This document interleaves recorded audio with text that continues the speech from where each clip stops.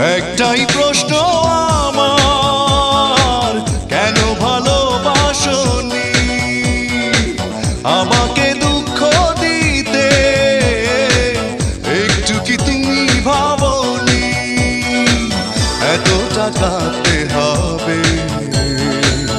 আগে আমি বুঝিনি। ও আমার সুস্মিতা, দিয়েছ যে কথা, সে কথা কেন রাখনি? একটাই